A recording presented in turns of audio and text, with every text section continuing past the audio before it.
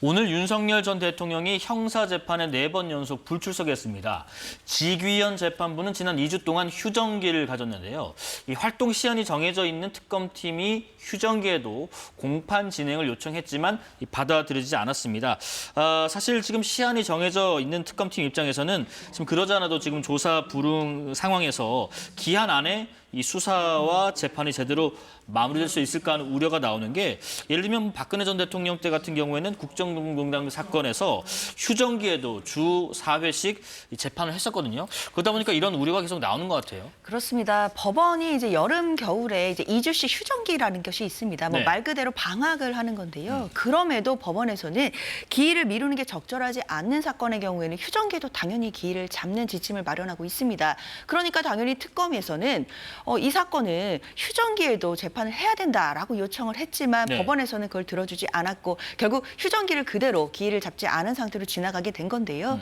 사실 이렇기 때문에 구속된 다음에 기소된 다음에 구속 기간이 6개월이거든요. 예. 과연 이 사건은 6개월 내에 이 사건 기록도 방대하고 뿐만 아니라 지금 당사자가 혐의를 완강히 부인하는 데다가 재판 절차에 제대로 협조도 하고 있지 않습니다. 나오지도 않고 자꾸만 재판이 지연되고 있는 이런 상황이다라고 한다면 저는 특검의 걱정이 특검의 우려로 끝나는 것이 아니라요. 이 사건을 지켜보고 계시는 국민 모두의 우려가 될 것 같다라는 생각이 듭니다. 결국 구속기간 6개월 내에 이 재판을 정말 명명백백하게 신속하게 처리할 수 있을지 이 부분에 대한 우려는 당연히 국민들께서 가지실 수밖에 없는 것이고 예. 그렇기 때문에 특검이 요청한 부분 뭐 휴정기에도 재판을 해달라든지 이런 정당한 요구에도 재판부가 이걸 받아들이지 않은 부분은 뭐 지금까지 계속 아쉬움으로 남는다라고 말씀드리겠습니다. 지금 이러다 보니까 재판부가 형사소송법에 따라서 피고인이 없는 궐석 재판으로 진행하겠다라고 하면서 이에 따른 불이익을 감수해야 한다라고 밝혔는데, 지금 송 변호사님, 피고인 없이 궐석으로 재판을 하면 일단은 뭐 어떤 불이익이 있을 수 있는 건가요?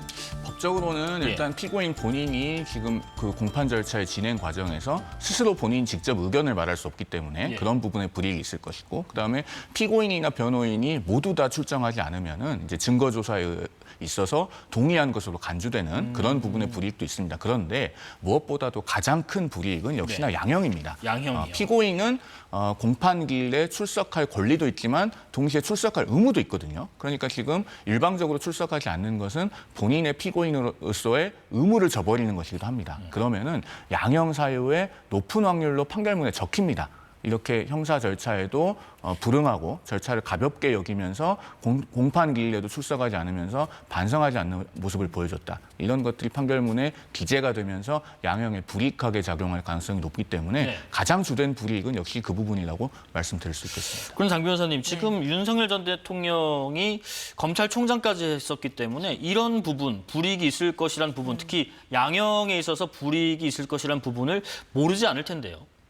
그렇죠. 뭐 모르지 않을 거라고 생각하고요. 네. 본인이 이제 사법 절차라든지 본인이 그동안 강조했던 법 취지에 반하는 모습을 띠고 있다라는 점도 잘 알고 있을 거라고 생각합니다. 이런 모습들이 전직 검찰총장뿐만 아니라 전직 대통령이었던 신분을 생각해 보면 국민들께서 얼마나 실망하실 지점인지 이런 부분도 스스로 알고 있는지 참 의문이 드는데요. 그렇기 때문에 뭐 말씀해 주신 것처럼 궐석 재판인 경우에는 피고인에게 일정 부분 불이익이 있을 수 있고 그런 부분까지도 지금 감수하면서 재판에 나오지 않겠다라는 것인데, 저는 이 부분에 대해서도 재판부가 결국 특검에서는 구인영장을 발부해서라도 재판에 올 수 있도록 해달라고 했었거든요. 그것이 원칙이고 당연히 피고인은 재판에 출석해야 되는 의무가 있는 상황입니다.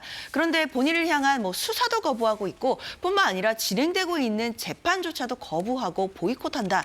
이런 모습들이 과연 국민들께 어떻게 받아들여질지 참으로 안타깝다라는 생각은 들고요. 네. 그리고 사실 궐석 재판의 불이익, 뭐 양형에 대해서 말씀을 주셨지만 사실 이 내란 사건 같은 경우에는 아시다시피 법정형이 사형 아니면 무기징역인 상황이거든요. 그런 상황에서는 사실 양형상의 불이익 뭐 이런 부분은 충분히 감수할 수 있다라는 판단도 있을 수 있겠다라는 생각은 드는데, 뭐 사실 이런 부분은 다 차치하고서라도 국민에 대한 도리를 생각했을 때라도 재판에는 그래도 충실히 응하는 모습을 보여주셔야 되는 게 아닌가 아쉬운 마음 듭니다. 지금 뭐 오늘 서울구치소 측에서도 그런 얘기를 했습니다. 윤 전 대통령을 좀 데려오는 것이 곤란하다. 이게 물리력으로 행사했을 때 좀 사고가 우려된다. 이런 지금 입장을 밝히고 있는데, 결국에는 어떻게든 데리고 올 수 있는 방법이 지금 불가능하다 이렇게 볼 수밖에 없는 건가요?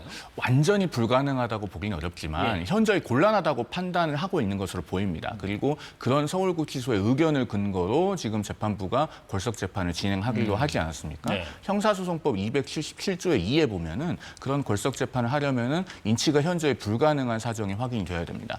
그런 점에서 이제 서울구치소의 의견을 존중한 것으로 보이는데 사실 윤 전 대통령의 태도는 많은 분들로부터 이미 비판을 받고 있고 저도 그런 비판이 타당하다고 생각합니다. 전직 대통령이지 않습니까? 네. 그러면은 적어도 사법 절차를 존중하고 그리고 국민에 대한 도리를 다하는 모습을 보여줘야 되는데 계속 수사기관에 출석하느냐 또 공판기일에 출석하냐 이런 것을 가지고 우리 공론장의 시간과 또 비중이 할애되고 있는 그런 것이 참 안타깝죠. 사실은 이런 것을 말해야 될 시간에 지금 앞으로 관세 협상의 디테일은 어떻게 되어야 되는가, 또 한미 동맹은 어떻게 위기로부터 벗어날 수 있는가. 저는 그런 이야기가 공론장에서 더 많이 논의되어야 된다고 생각합니다. 네. 자, 오늘 내란 특검은요, 국민의힘 조경태 또 김예지 의원을 참고인 신분으로 불렀습니다. 이 조 의원은 특검에 출석하면서 아직도 내란은 끝나지 않았고 당내에 내란 동조 세력이 존재한다라고 밝히면서 결의안 표결 당일 당 지도부의 상황 전달 방식을 두고는 이 단체 톡방, 단체 그 채팅방에서 서로 대화들이 엉켰던 것 같다. 혼선이 빚어진 것은 틀림없다는 생각이고 본인은 바로 국회에 들어갔다라고 설명을 했습니다.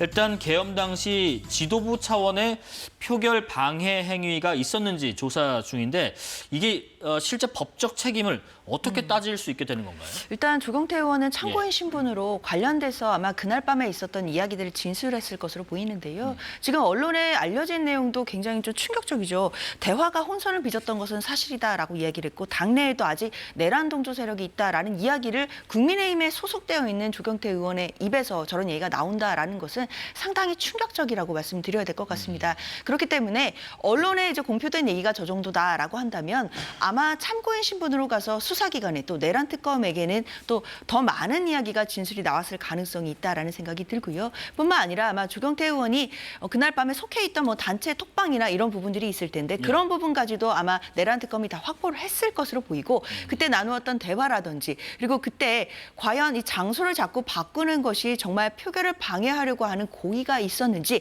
이런 부분들을 추가로 따지게 될 것 같은데요. 그런 경우에는 뭐 당연히 뭐 직권남용이나 이런 혐의도 뭐 가볍게 될 수는 있겠지만 더 나아가서는 정말 이 내란 혐의에 대해서 동조하는 고의가 있었다라고 한다면 내란에 대한 동조 혐의, 방조 혐의가 될 수 있기 때문에 그런 부분에 있어서는 특검이 아무래도 선명하게 좀 들여다보지 않을까라는 생각 듭니다.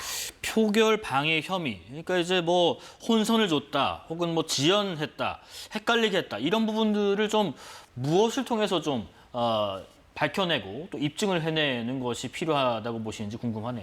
일단 사실관계가 확정이 되어야 예. 그에 대한 법적 평가도 논할 수 있는 것 아니겠습니까? 그래서 저는 이 부분에 대해서는요. 일단 그 법적인 부분을 떠나서 추경호 원내대표가 좀 소상하게 입장을 밝히는 것이 필요하다고 생각합니다. 나는 그날 밤에 윤 전 대통령과 어떤 통화를 했고 그리고 처음에는 국회로 오라고 했다가 또 그 의원총회 장소를 당사로 변경하는 이런 것들이 그동안에 언론에 밝힌 것 말고 본인이 정말 내심에서 어떤 판단을 했기 때문에 그런 공지에 이르게 됐는가 이것을 국민들께 그리고 또 당원들께 무엇보다도 소상하게 말씀드리는 것이 우선이 돼야 된다고 생각합니다. 법적인 평가와 판단은 그 다음 문제입니다. 왜냐하면 그날 밤에는 워낙에 순식간에 많은 일들이 있었기 때문에 현재 파편적으로 나오고 있는 내용들만 가지고 어떤 사실관계가 있었는지 명확하게 재구성하기가 어렵습니다. 그리고 그걸 전제로 뭔가 법적인 평가를 이야기하는 것은 조금 앞서가는 이야기가 될 것이라고 보여져요. 다만 어찌됐든 그 비상계엄의 밤에 중요한 위치에 있었던 분들은